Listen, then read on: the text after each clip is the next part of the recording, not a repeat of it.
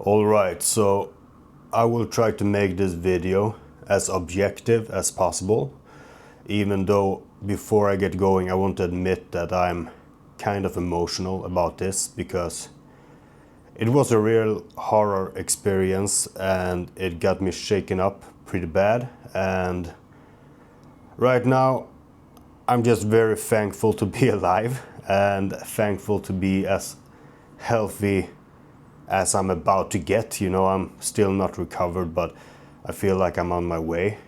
And usually when I meet people that are a certain type of people, I just think to myself that I should just get away from them. I shouldn't, just don't touch.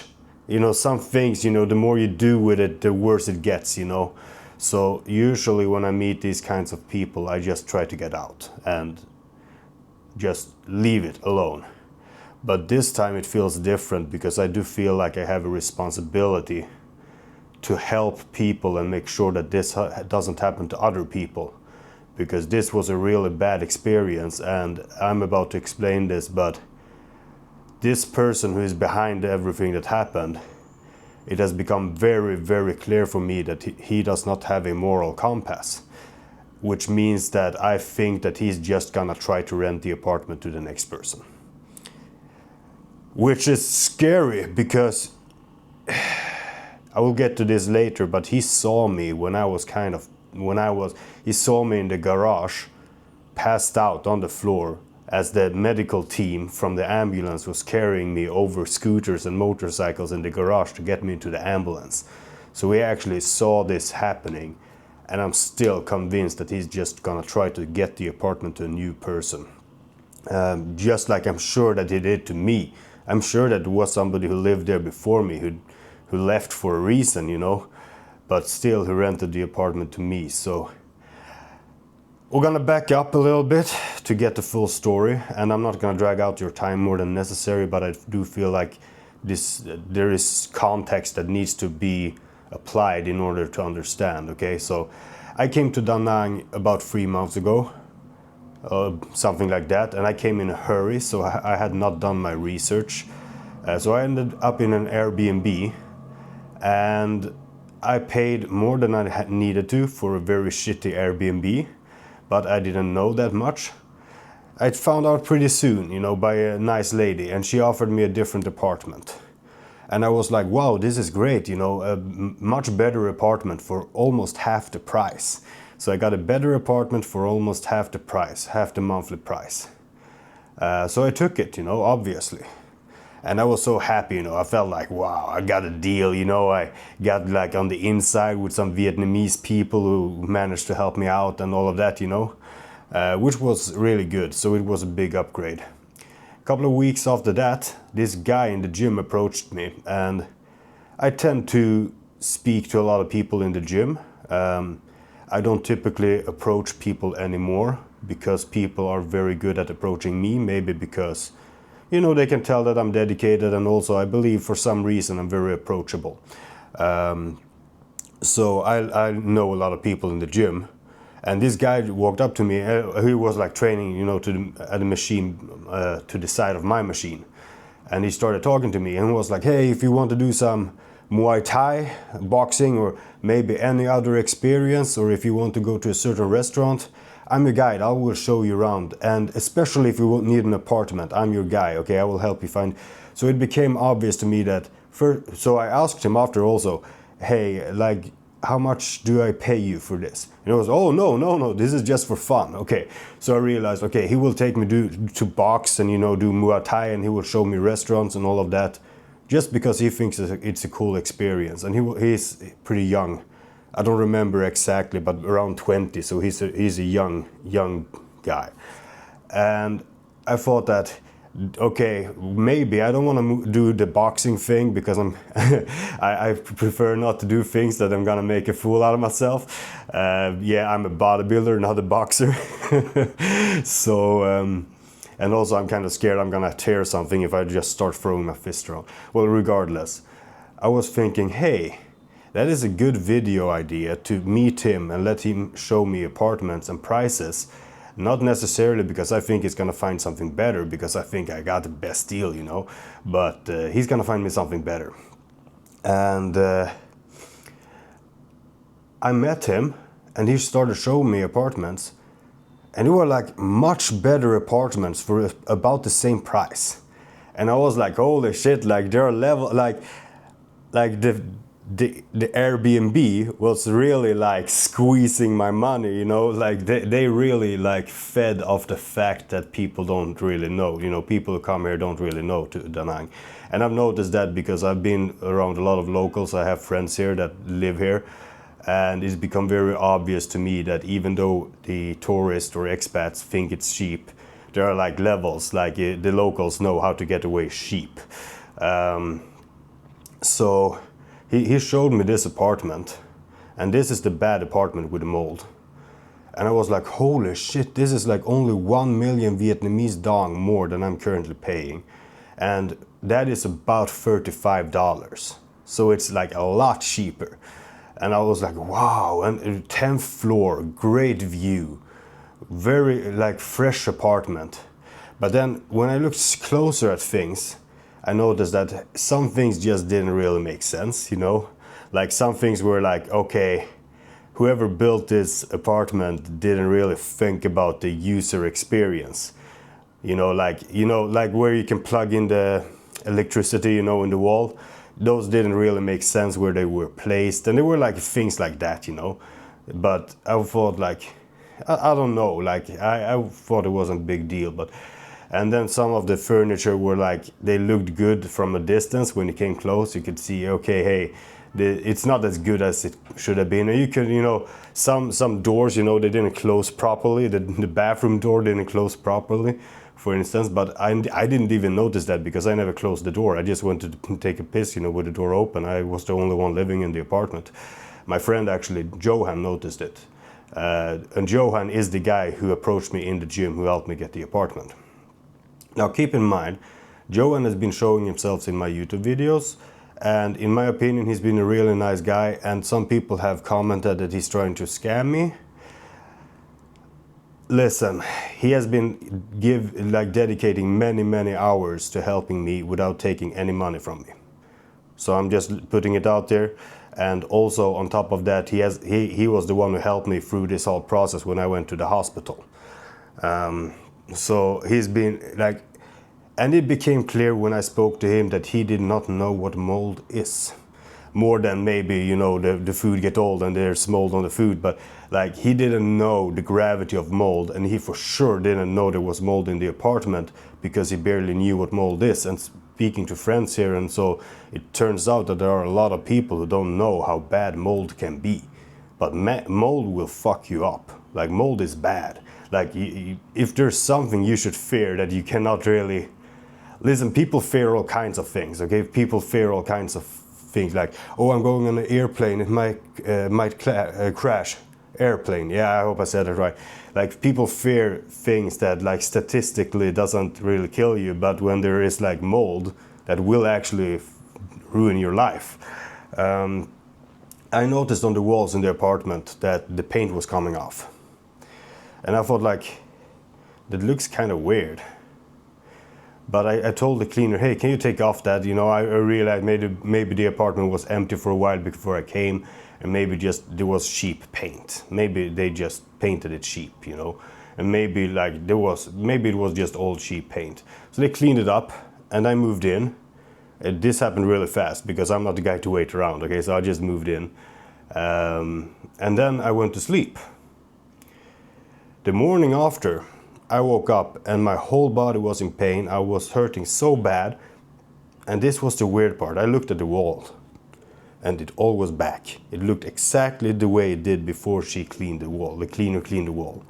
So all the paint that was coming off, it was like the same as it looked like 10 hours before. It was just back after she cleaned it up. And it was like over pretty big spaces on the wall. So what I did was that, because the day after, when I saw that shit, when I saw the paint that was coming off the first day, I filmed it and sent it to a friend who has had experience with mold, And he had had a worse experience than me, so he really he's invested in that, and he took a long time and many years to study.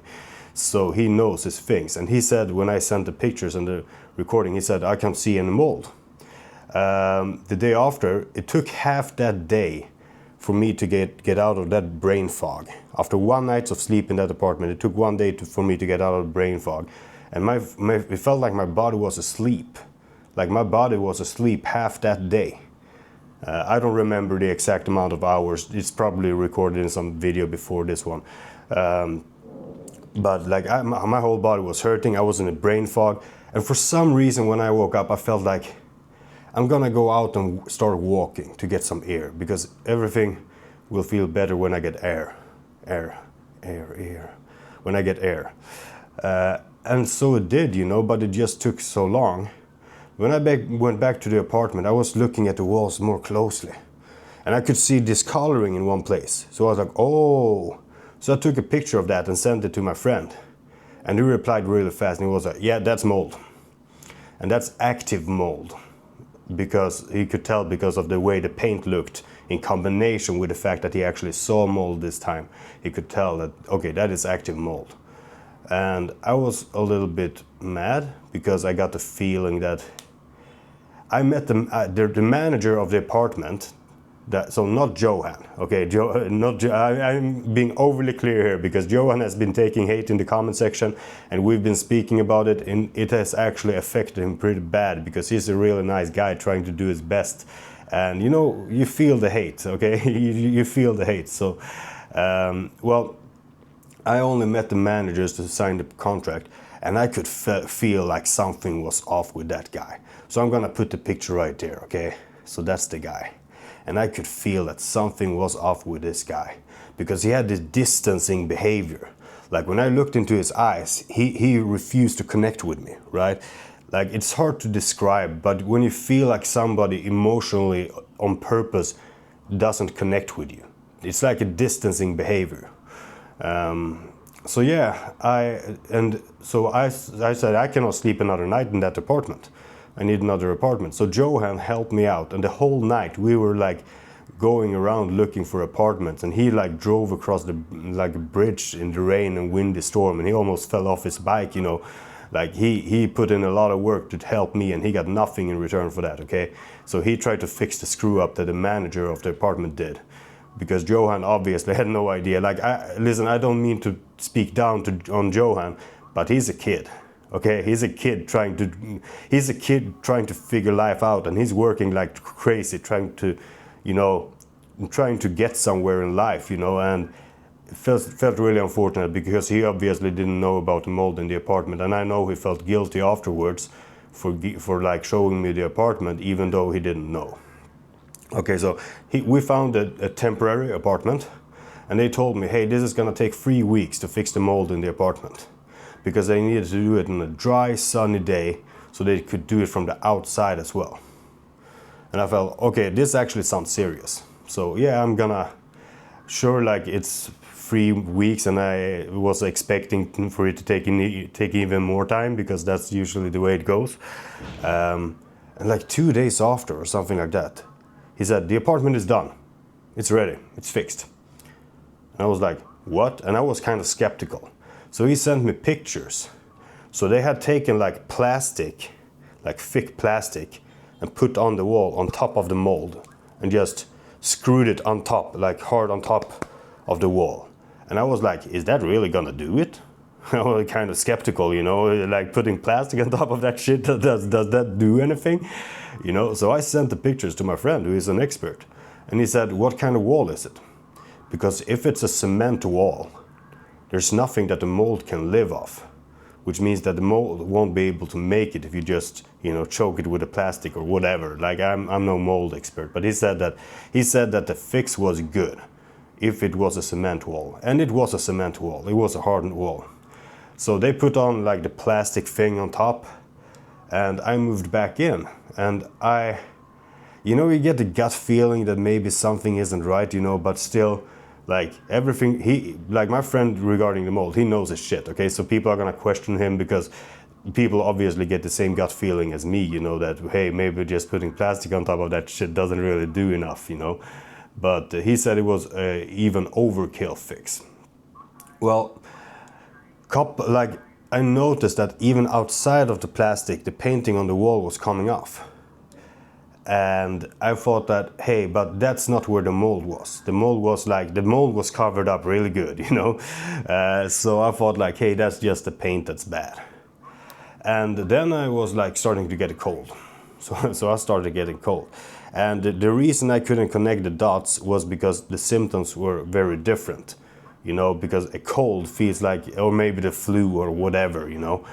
It wasn't the same as when I woke up the first day and my whole body was in pain. But the cold just got worse, and for some reason I just felt like every day I just needed to get out. I just needed to get out into the air and breathe, you know. And so I did, and every day it felt like I got better when I was outside and worse in the apartment. But all of this was so subconscious, and for some reason I thought that I really wanted the apartment because it felt like I got such a good apartment, you know. So I really wanted the apartment really bad, and I guess that's why I like looked past my instinct. And now I obviously feel really stupid because during this time people were commenting, telling me to get out of the apartment. The problem was that before that, I got so much hate that I couldn't look at my comment section. I couldn't handle it. I just stopped looking at the comment section because there was so much negativity coming my way, so much personal shit, you know, people throwing me, people breaking down like the flaws of my personality, telling me what I should do, what I shouldn't do, what I said wrong about that thing, and you know, there was just so much personal hate coming. And I put out so much personal content, and I know I'm aware that like it's on me to some extent as well. But I just said like I'm not gonna look at the comments. So I didn't see the people who warned me. Some people were sending me DMs, saying I should get out of the apartment, and I appreciate that. But I chose to trust my friend with the actual experience. Okay. So I feel so stupid now. It all looks so obvious. Well, it feels like I missed something, but I will get back to that in the story later, if I need to. So I'm trying to keep this, you know, on a straight timeline so it doesn't mix. Oh, that's Johan. I will have to take that later. So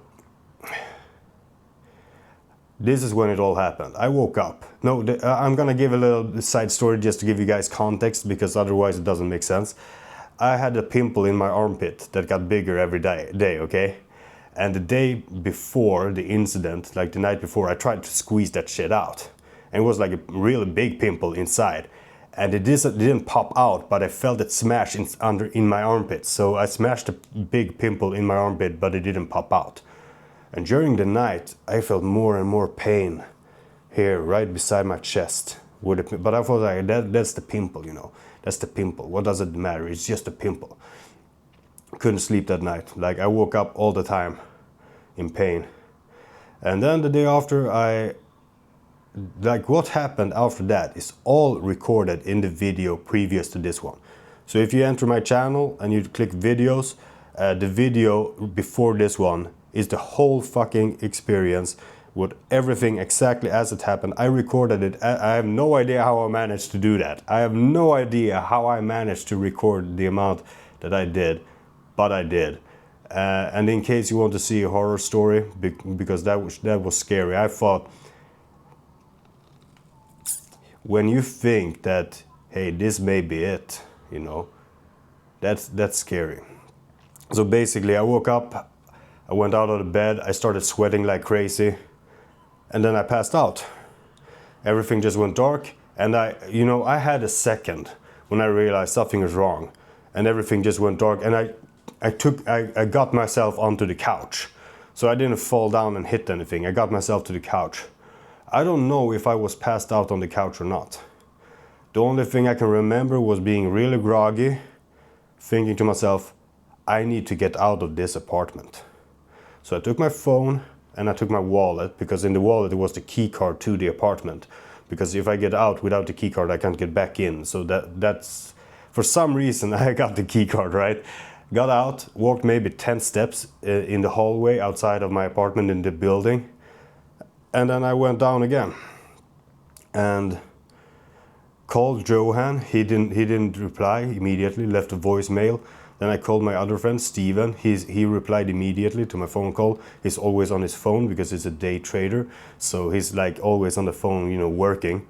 So he answered immediately. He sent an ambulance, and he knew some guy that was close by. I have no idea what guy that was, but he came first. He came really fast.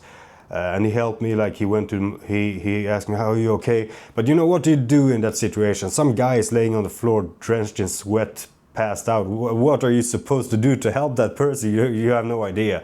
But what he did, he took the key card to my apartment. He took a pair of like loose sweatpants and this t-shirt. He came back out, gave it to me. He also took my passport because I told him where it was, because I thought that passport is good if you're going to the hospital, which I obviously was going to the hospital. Then the ambulance came and the people, and I don't really remember that much, but they pulled out the bed sheet, like not like the whole thing that you put on top of yourself when you sleep, you know, to keep warm. They took that thing and then they rolled me over to that thing, and they dragged me into the elevator. Elevator went down to the bottom floor and they pulled me out, and there in the garage there are like a ton of motorbikes, okay, so they couldn't just drag me out. And I was laying there like, and I looked up and I thought I saw the manager. You know, the rat, that guy, you know. And he had a oh shit face. But there are two different oh shit faces. There's the oh shit, are you okay face, and it's oh shit, I'm in trouble face. You can see there's a difference, right? He had the oh shit, I'm in trouble. It was very clear that he didn't, for him in that situation, it was all about him. Like, am I gonna get in trouble? Not are you okay? It's am I gonna get in trouble? You know, that oh shit face. I went to the hospital, and I'm not gonna explain the whole thing. You have the video in case you want to see it. It's I don't know if I should warn sensitive viewers. I don't know. Maybe it's sensitive, maybe it's not. I don't know. Up to you. Your own risk, right? When I got out of the hospital, I met Johan immediately, said, I need a new apartment now. So we sat down, I had a smoothie because I was hungry and I was thirsty. Don't know how much I did for my hunger, but well, doesn't matter, you know. And I started speaking to the manager. And I told him, I'm moving out today, I'm packing my stuff and I'm leaving, and I want the money back for the time that I stayed in the apartment. Just like that. And he started arguing with me. Over, because he didn't think that he said that I was not gonna get back the money that I stayed for the time that I stayed in the apartment, which I thought was absolutely insane, because it was very obvious to me at that point that he knew about the mold problem. Very obvious. So I got more and more pissed, and you know, usually I have a very good, I'm very patient with people. I've worked with kids. I'm very, very patient with people. People who have been watching my channel for a long time, they know that, especially the ones who saw the call with some guy called Måns who got me in trouble in Sweden. Well, I was not patient with the manager. I was really angry. So like we dribbled, like Johan fixed the apartment. This is the apartment, the new apartment. So nice apartment. I will show you in a later video. Right now I'm gonna just make this video. And I dribbled with a fucking snake, and he was like trying to find every single way out to not give me my money back. He was like making all arguments, and all of a sudden I was supposed to pay Johan's commission. Like Johan did his job, he got me into the apartment, and the manager paid Johan for finding a customer for the apartment, right? All of a sudden that was on me. All of a sudden I was supposed to pay Johan. And he refused, like, and then for a moment he was like, okay, we're gonna pay you back full. Come back this time. And like I needed the money because I live month to month, okay? I'm a YouTuber. I sustain myself off this YouTube, but I'm not making enough money to save money. And I don't have good margins, okay? My margins is that I have really, really good friends that would cover me in case I need to. Okay, that's my margins. I do not have my own, I do not have money stacked up. And it's a little bit something that I'm actually ashamed of, because most people in my age do have that. I have focused on different things in my life, and I believe that I am very developed in other areas, but on the money aspect is my weakness. It's my weak link, I will admit. Like, it's very awkward for a man to say this, but I live month by month, and I needed the money back in order to pay for my new apartment. And he didn't give me the money back, and he said, okay, we'll get it tomorrow. You're gonna get all the money back tomorrow. So Johan put in deposit for me. So he paid for out of his pocket, put in the deposit for me here, so I could sleep here the first night. The second day when I was gonna go back to the manager, no, I'm gonna back the tape a little bit, because I actually met the manager after we texted, and he was like snaking around, you know, trying to, okay, and we're gonna, you know, he was throwing numbers around, you know, trying to, you know, give me less money. And I said from the beginning, I'm gonna get all my money back. And there was no way he was gonna snake his way out of it, because I was so angry, and I thought that, hey, the least thing, the minimum thing you should do is give me back my money. You put me in the hospital. I thought I was having a fucking heart attack. I thought I was gonna die. And he's like dribbling me. And when I came back when I met him the first time, after he saw me laying on the floor in the garage, looking like I might die, when I came back, he was smoking a cigarette at the window. Was like, hey bro, you fine? Like you know, hey bro, are you okay? And I was looking, I'm fucked up, man. So he's a real, I try not to say this, because I try to keep it as much to the objective story as possible, but he's a snake, okay? And that's why I'm doing this. And I told him, if you don't give me my money and treat me really, really well now, I'm gonna put this all on social media. And to be honest, I considered doing it anyways, because I thought that, hey, I don't want anyone else to end up in that apartment. And I don't want anyone to do business with that guy, because that guy will take every chance he can get to get a little bit extra money just to screw you over. So yeah, and then I asked him, did I see you like on the bottom floor? And he was like, yeah.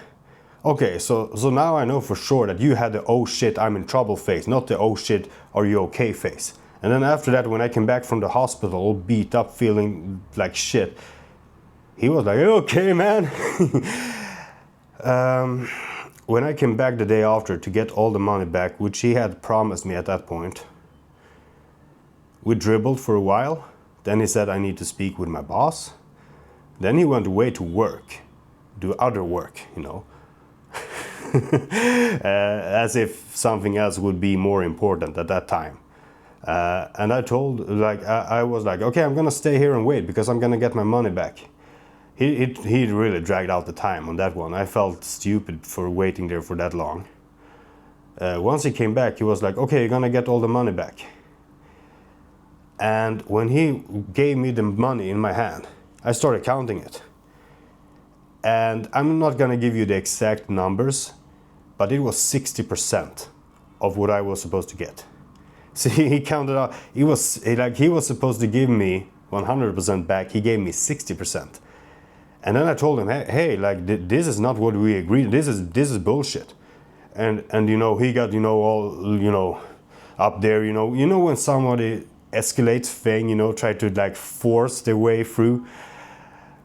And I just was so pissed off, because I had been dribbling with this guy for so long, he's been trying to snake his way out, and I was like, okay, I'm not gonna have to do anything with this person anymore. I'm done with this person. I don't wanna see his face anymore. I don't want nothing to do with him anymore. I'm done with this person. I will never see this person again. And I'm making this video to make sure that you don't have to deal with him. So I put the picture there, and I put his face there very clear. I want everybody to see that guy, okay? Do not make business with this person. Do not do it, okay? He's a bad person to do business with, and yeah. I was thinking I was gonna put his phone number that he used on WhatsApp underneath, but then I came to realize, hey, that's just my emotions wanting him to burn in hell. And I realized that that would not make the world a better place. Even though I want the snake to burn, it does not help anyone. But I just want you to see his name and his face and know that if you don't make business with him. Regarding my health, I'm on antibiotics right now. So I'm recovering every day, every night, every morning when I wake up in this bed right next to me, I feel better. So it's all going well, but I'm gonna start really slow. So maybe the YouTube channel with like, it's such a frustrating thing because I can't take days off. I can't just say, okay, I'm not working now because I needed to sustain myself, right? This isn't like, as a YouTuber or an entrepreneur, you need to sustain yourself, right? So you can't just take days off. And right now I really need money because I really need money right now. So I need to continue working, even though I should take time off. I will see what I do. Regardless, I just want everybody to know that I am okay. Okay, I made it out to the other side, and do not make business with that person. I thought, like in this case, like he should pay me. He should pay me more than the time that I stayed, and he should definitely pay my hospital fee. That I didn't even bring that up.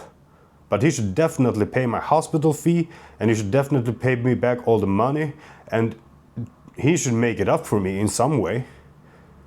But I'm done with that person. Okay, I tried to keep it as short as possible. Maybe this was longer than necessary. I did my best. I hope that I'm helping someone out there, saving you from this kind of trouble, because it was really, really a very unpleasant experience for me. And